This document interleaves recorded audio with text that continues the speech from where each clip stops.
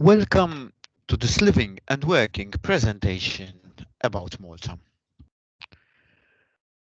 We're going to divide this presentation in the following 5 topics. First, we're going to start and give an overview of the Maltese islands, facts, figures, Maltese culture, the main economic sectors, unemployment, labor market information, and current vacancies. The next topic would be what you should do before you move, with documents you need like the European Health Card, how to find a job, how to apply for a job. The next topic would be working in Malta with the chronological steps that you should follow when you arrive in Malta and the working conditions, the self-employment conditions, taxation, national insurance. The next step would be about working in Malta and living here in Malta, obtaining a residence card, renting, cost of living. And finally, we're going to speak about Eures. How can Eures help you? Specifically, how can Eures Malta assist you in making your move? With contacts and useful links that might be useful when doing the move. The Maltese Islands. The Maltese Islands has a land mass of 316 kilometers squared. Our population is just over 442,000. We have two official languages, Maltese and English. Maltese is the language that we speak between each other, while English is the official language and it is mainly spoken in offices, business sectors, and documentation.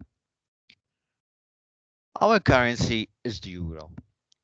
We started forming part of the eurozone on the 1st of January 2008, while Malta became part of the European Union on the 1st of May 2004.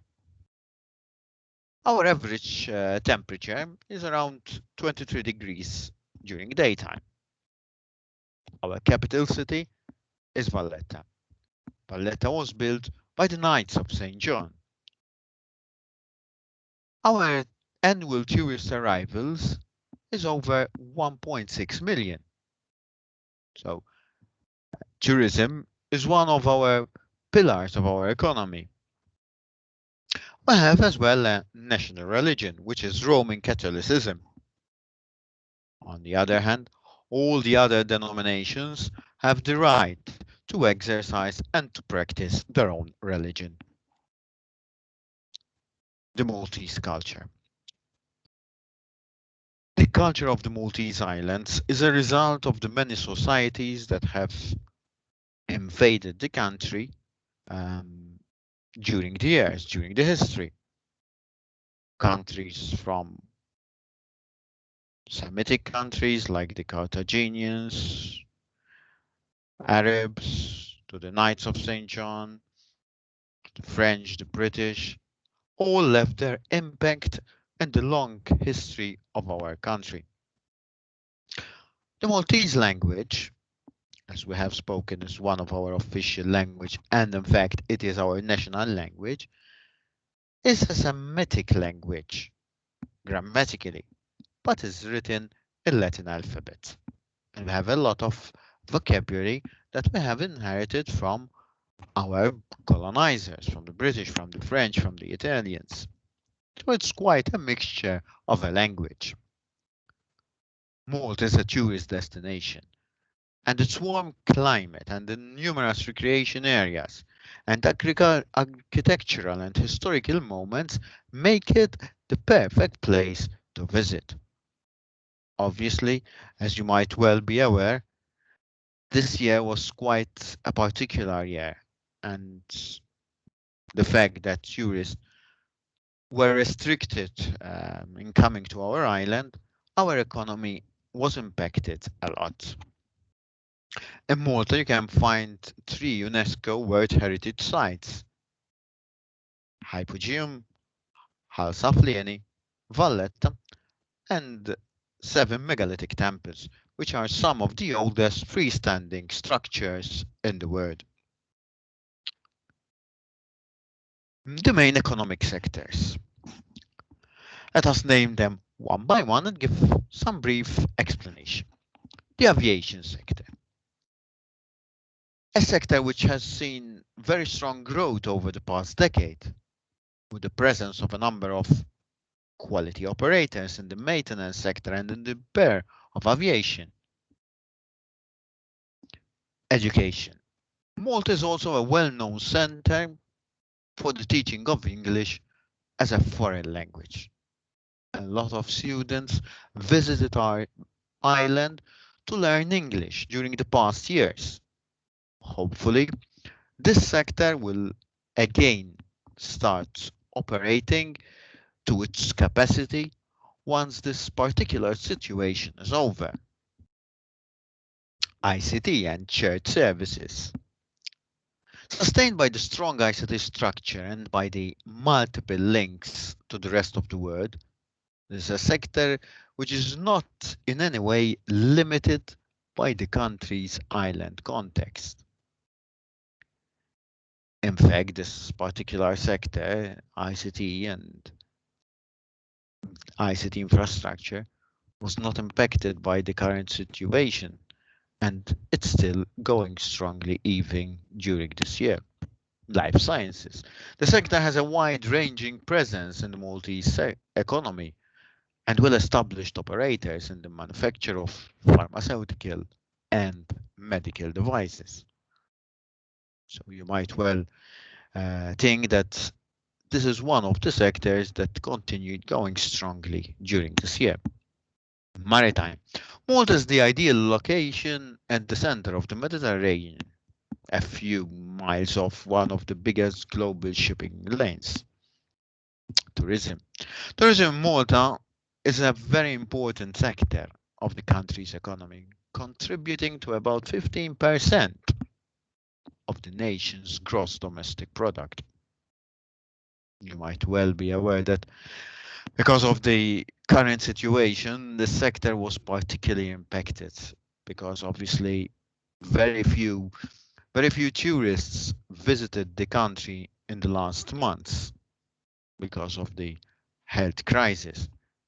Hopefully, all this will be over in a couple of months and tourism will start blooming again, helping our Maltese economy. The iGaming sector. This sector has grown into one of Malta's most important economic contributors. Today, the industry accounts for 11% of the island's GDP and employs more than 6,000 people. This is one of the sectors that during this current pandemic was not affected. The unemployment rates.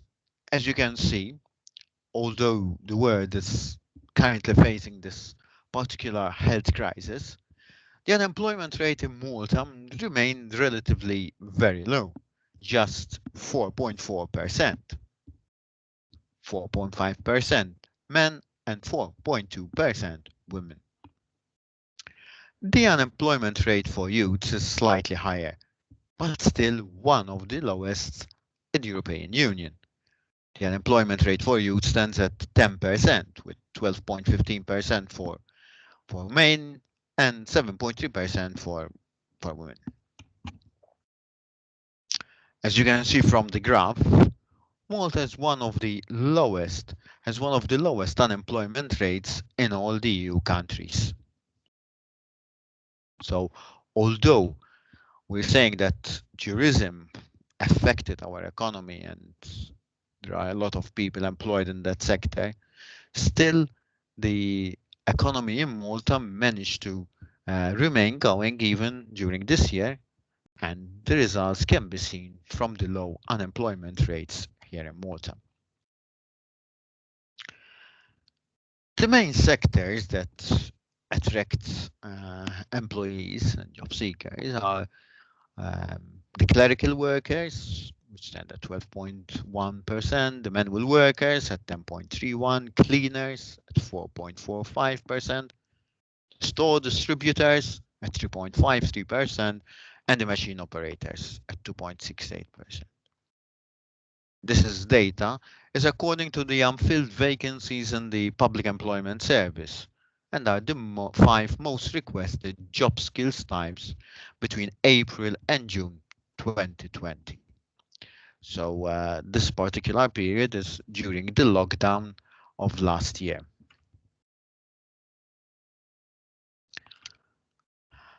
These are some of the vacancies that are being promoted during this current event. As you can see, there are a number of IT vacancies, backend developer, front-end, full stack developer. Then there are other like customer representative, Italian speaking customer service, customer sales agent, Italian speaking account manager, Italian speaking sales agent. So as you can see, there are quite a variety of vacancies starting from IT, customer relationship, to more technical like auto electrician, auto mechanic, panel beater, etc.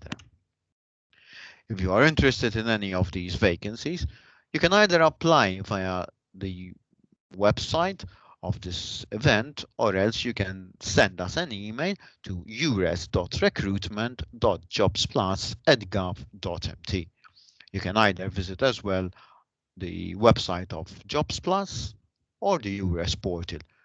On both these portals, you can see all the information in respect to these particular vacancies.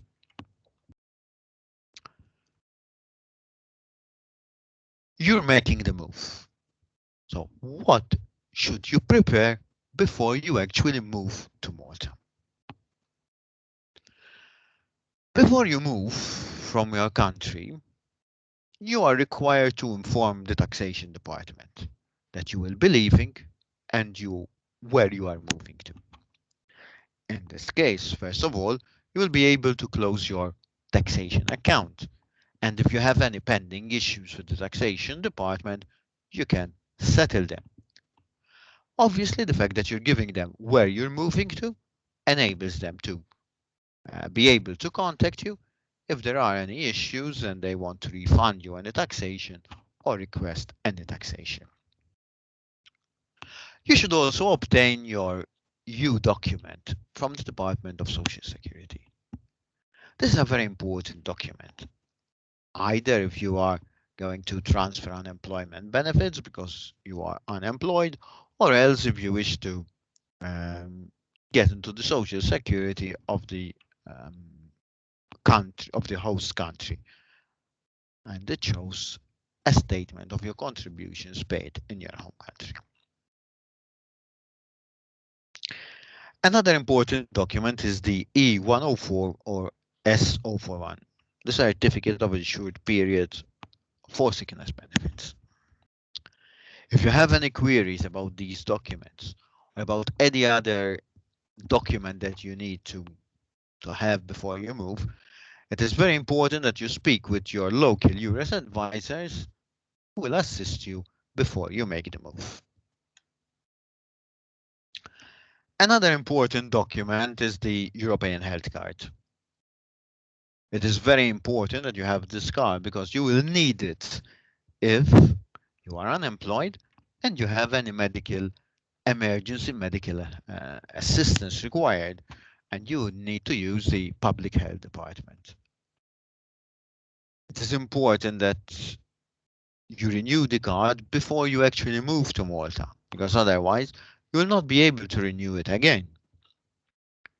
Once you start working and paying contributions, you will not require this card anymore, because at this point you will be able to present a copy of your payslip or of your work contracts or both, and you will be able to use the same services with the same conditions like any other resident in the country. The recognition of qualifications. It is highly recommended that you get the recognition of your academic and vocational qualifications. Normally, your qualifications obtained in one European country can be used in another European country, but they need to have what is called the equivalence. First of all, this document would be in the language of the host country. Apart from that, you show on this document what is the equivalence of that particular certificate in the host country. It is important that when you apply for the equivalence, you present your certificate together with a translation in English. This document can be done via the website of enicnaric, enicnaric.net/malta.axpx. It can only be done online. You cannot go to the office, so you just visit their website and obviously apply online. For further information, you can contact the Malta Further and Higher Education Authority either via their website or by email. Finding a job in Malta. It is also recommended that before you relocate to Malta, you secure a job. Eures Malta advisors can help you with this step if you send them a copy of your CV. You can send a copy of your CV to eures.recruitment.jobsplus@gov.mt. It is important as well that you register on the Jobs Plus website. Jobs Plus is the public employment service here in Malta. So by registering on this website, you have access to the vacancies here in Malta. You will receive a daily email about new vacancies in Malta, and you can apply online for these vacancies. On the other hand, if you move to Malta and you do not have a job, you have the right as an EU national to register as unemployed with Jobs Plus.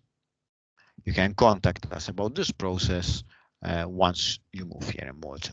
You can apply either online and register via the website of Jobs Plus, or else you can visit one of the Jobs Plus centers. On the other hand, working parents can benefit from government-free childcare schemes that help you to enter into the Maltese labour market. Applying for a job here in Malta. To apply for a job, it is of the utmost important to have an updated CV and a covering letter in English. Even if you're applying for an Italian-speaking position, it is still recommended and important that you send your CV in English. You can update your CV by visiting the website of the Europass and use the Europass format. When you apply for a job, you should submit the CV in English, as I have already told you, that contains the following information: personal details, educational background, previous employment, and skills, including language skills, technical skills, digital skills. You should also ensure that you include any additional information requested into the vacancy advert, such as portfolios or copies of qualifications. It is useless to send a CV that lacks this information, as it would be disregarded and there would be no consideration of the CV. Moving to Malta and starting to work here in Malta. First of all, you can see the chronological steps that you need to follow once you are going to start working here in Malta. The first step before you actually start working is to obtain an NI number, a national insurance number. You need a work promise, obviously, from your employer, showing that you're going to start working, and you can apply via the website of the Department of Social Security. If you do not have a job, you cannot apply for an NI number. So you need to first find a job, but before you start working, you apply for the NI number. Once you have the NI number, you pass it on to your employer.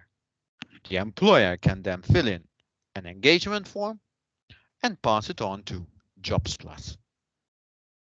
Once this form is processed, you will receive an acknowledgement letter. All jobs here in Malta have to be registered, and that is why All employers, when a new employee is going to start, fill in this engagement form and send it to Jobs Plus. With the acknowledgement letter, you can then apply for the residence card. The residence card is a Maltese identification document that will make your life easy when living here in Malta, applying for commodities, applying for electricity, for water services, for government services, to use the bank facilities here in Malta. What is important that once you have the acknowledgement letter, you apply for the residence document, as it would be very useful since you're going to be living here in Malta. The working conditions. First of all, there are some different employment contracts. There's the indefinite contract, which is a contract for an indefinite period of time, and there is the definite contract, which is a contract with an expiry date. There's the probation period. When you start a new employment, there's a period where it's called the probation, where you are tested, but you have the full conditions of an employee, you are working. The probation period can either be 6 months or up to 1 year. During the probation period, both the employee and the employer can decide to terminate the employment without giving a justified reason. The national minimum wage. The national minimum wage is 181 euros and 8 euro cent per week for employees over the age of 18, 174 euro and 30 euro cent for those aged 17, and for those aged under 17, it's 171 euro and 46 euro cents. The national minimum wage is a guarantee so that no employee is given less than this amount. Normally, the national minimum wage is given to either unskilled or unexperienced people. It is not the average wage. The average wage is much higher than that. The working hours. As per your regulations, the working hours are 40 hours plus 8 hours of overtime per week. If you're going to work more than that allotted time, there has to be signed agreements between the employer and the employee. The vacation leave is 206 hours per year, or equivalent to 192 hours plus 24 hours in lieu of 3 public holidays that fall on a weekend or paid annual leave for full-time employees. So as you can see, the leave can change from 1 year to another. There is the 192, which is guaranteed um, every year, but then depending on the public holidays that fall on a weekend, obviously those are added up to your annual vacation leave. There can be other reasons why you have more vacation leave depending on employment contracts or that there might be or agreements between the employer and the employee, but definitely not less than that amount. There are other types of leave like bereavement leave, birth leave, marriage leave, maternity leave, sick leave, all the leaves that are guaranteed by European regulation laws. If you're going to leave your employment, there is what is called the notice period. So the employee needs to inform in advance that he or she is going to leave. More than 1 month and up to 6 months, it's 1 week. Obviously, the notice period applies if you are on an indefinite contract, because if the employee is on a definite contract, the employee or the employer cannot just terminate the employment before the end of the expiry date. Otherwise, the part that is breaking that agreement, it could be either the employer or the employee, needs to pay the remaining part, half of the remaining part of that work contract. So, for example, if there is a work contract, a definite contract of 2 years, and after 2 years, one of the parts decides to leave that contract, Obviously, in that case, it has to pay half the amount left. If it's 1 year, it's 6 months of that contract. If there is no justified reason that has to be uh, judged by uh, an employment tribunal. Self-employment. Here in Malta, you can also work as self-employed. The main contact point if you're going to start your own business is the Business First. Business First offers all the services. It's a one-stop shop for all the business needs when you're setting up your own business. It also offers services and advice on VAT and income tax for businesses. For more information, you can visit their website, which is businessfirst.com.mt. Taxation and national insurance. If you start living here in Malta and you are living and working here for more than 6 months, you are considered a tax resident. So you'll be paying taxation the same as any other resident. Taxes and national contributions are deducted from the wages here in Malta. So all wages here in Malta are quoted in gross, and then the taxation and contributions are deducted. The NI contribution is 10% of the basic pay. The same amount that is deducted from your salary is also paid by your employer and goes to your account. Once the person is paying the NI contributions, the payee will be entitled for free healthcare and other benefits. NI contributions are calculated differently from those for self-employed person. For more information, if you are self-employed, it is highly recommended to contact the Social Security Department, the International Relations Unit. Taxation. Here is a table of how the taxation system works here in Malta. First of all, as you can see, they are divided into 3 rates: single rate, married rate, and parent rate. Single rate is self-explanatory when a single person, and if you earn less than 9,100 euros, you don't pay taxes. If you earn more than 9,000 euros, 9,100 euros, you pay 15%. Not on all the amount, but for the amount between 9,101 and the 14,005. Or else you can have the total amount, subtract the amount that is on the last column, and then get the 15%. Then there is the merit rate. Obviously, as you can see, it's for a merit persons.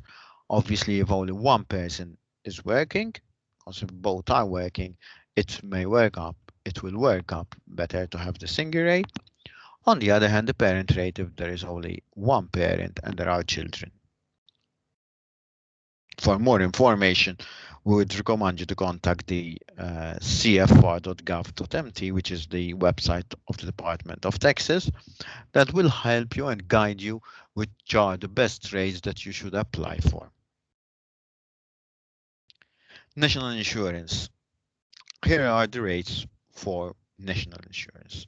As we have been saying, obviously, in national insurance, it's 10% of the gross salary. So if someone is receiving weekly 384 euros, obviously would pay 38.46 euros plus taxation plus COLA. This is how it works, and that is how the salary is worked out at the end. Obviously, you don't have to work this out because obviously the employer is responsible to deduct from your salary every month the NI contributions and then the taxations. But at least you can see how the system works and how you add the totals together to get your weekly wage and your annual salary. Living in Malta. We already spoke about the residence card. Once you move to Malta, you should apply for this residence card. You apply for the residence card once you are exercising one of the treaty rights. You are employed, you are self-employed, you are economically self-sufficient, or you are a student. Obviously, in the slides before, we explained how you can apply for the residence card if you are employed. Once you receive the acknowledgement letter, you apply. If you are economically self-sufficient, obviously in that case, you need to present documents that you have sufficient funds like bank accounts and so on. If you are a student, obviously your registration to become a student and other documents. Spouses or children under the age of 21 can accompany the EU national. After a continuous period of 5 years in Malta, the EU EA national can apply for a permanent residence, provided that he or she has not left the island for more than 6 months period, with the exception for important developments. For more information, you can contact or visit the website of the competent authority here in Malta, which is Identity Malta on identitymalta.com. Renting and accommodation.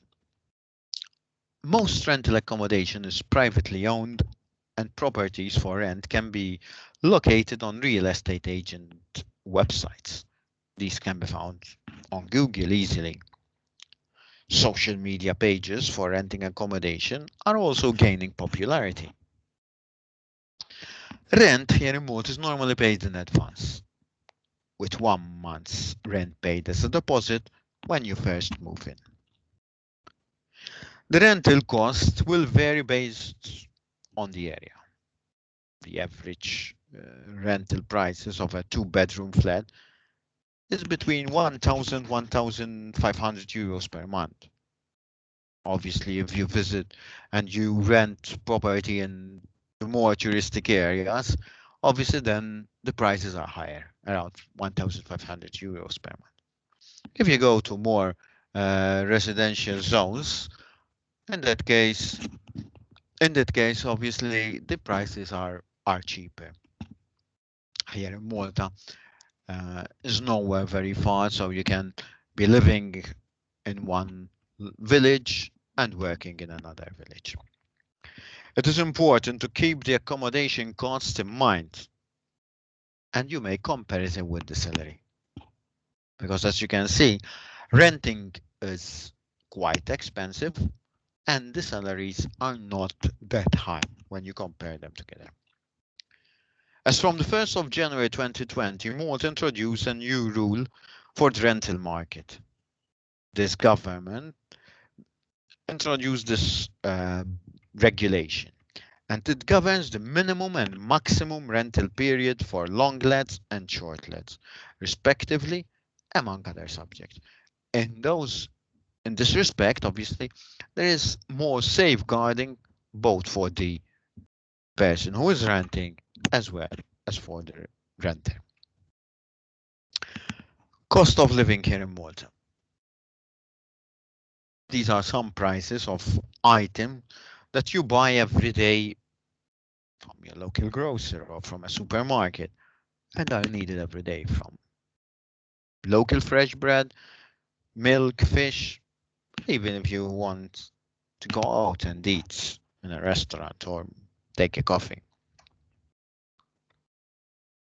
The healthcare system. As we already said, the healthcare system here in Malta is free of charge for all those paying NI contributions. So once you start paying your contributions here in Malta, you will be entitled for the same service. Malta has both a public healthcare system, where healthcare is free, and even a private healthcare system. Obviously, to use the private healthcare system, you need to pay or present your private insurance. Malta has a strong general practitioner delivery primary healthcare base, and the public hospitals provide secondary and tertiary care. There are several local health centers among the nation that provide medical services. Obviously, if your health requirement is only minimal, obviously you can visit one of these local health centers and not having to visit the hospital. State healthcare is funded by social contribution. It's available for free to all persons who pay this national insurance system. It is important to present, as I have already stated, your payslip or work contract to prove that you are paying contributions and so that you can access the healthcare in Malta. For more information about our healthcare system, you can visit the Entitlement Health website on ehic.gov.mt. Education in Malta. The education in the Maltese island is divided into three main areas, which is the primary education, secondary education, and post-secondary. After you finish your post-secondary, then you can go to university. Compulsory education is between the ages of 5 and 16. So between the primary schooling and the secondary schooling. In addition, we have three types of schools. There are those that are state operated, and these are free of charge. And there are the Catholic schools, as well free of charge, but it is recommended and invited that you make donations. And the private schools, in this case, they are at a cost. In further education, there are also a few institutions that offer diplomas and degrees up to postgraduate levels. In recent years, Malta also became a hub for the tuition of the English language for foreign students from all over the world. As you may well be aware of, because of the current situation, this particular sector was highly restricted because of the few people traveling to attend these courses. Hopefully, once all this health crisis is over, this particular sector will be able to bloom again like our tourism. Public transportation. In Malta, we don't have trains or trams. We all have buses. Malta is a very small island, as we have said in the beginning. So to travel from one location to another, it will not take long. So it's easy to use the buses. Buses operate between 5 and 11 p.m. and there is also a night service. If you have already been to Malta and you used to were used to the old buses, those are not anymore used. Now there is a private company that uses a modern fleet to operate the service around Malta. Those traditional old buses are now used by private tour operators to perform tours around the island. If you are living here in Malta, it's recommended that you apply for the Tallinja card or the bus card, which offers discounts for young people, for older people, for frequent users. There is also a ferry service between Valletta and Sliema, and as well between Valletta and Cotonera, um, that is incorporated with this public health system. For more information, you can visit the Malta Public Transport website. Finally, how can Eures help you? What is Eures? What Eures stands for, and how can be of any help for you? Eures, or the European Employment Services, is a cooperation of public employment service. There are the 27 EU countries. Besides, there are the EA countries, Norway, Iceland, Liechtenstein, and Switzerland. It has over 960 trained Eures advisors giving free advice and access to employment service. The Eures portal is the main website of Eures and is run by the European Commission. This website, this portal, is run in the 26 national official languages of the European Union. If you want to know more information how you can use as a job seeker this portal, here you can find the link. It's a YouTube video that shows you step by step how to use and maximize the use of this portal. Another useful portal is the European Job Days. It's a project as well run by Eures to facilitate job mobilities. If you want to know more about this EOJD platform, there is as well this link hereafter. Another YouTube video to show you step by step how to use the European online job days platform. Eures Malta, on the other hand. First of all, as I have been saying, Eures is a network of service between EU countries, EAA, and Switzerland. So you can find Eures in all countries. So Malta is no exception.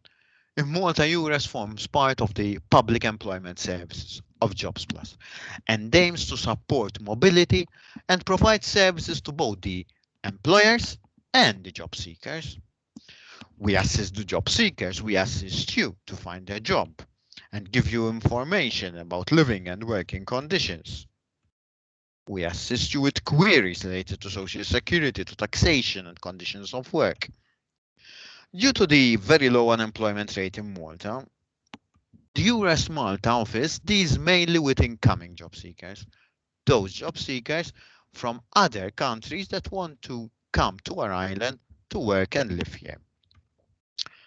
We also help the employers, in this case mainly Maltese employers, who cannot fill their vacancies, so we assist them with the promotion of their vacancies in other countries, especially when they require foreign languages or other skills that are hard to find in the European labour market.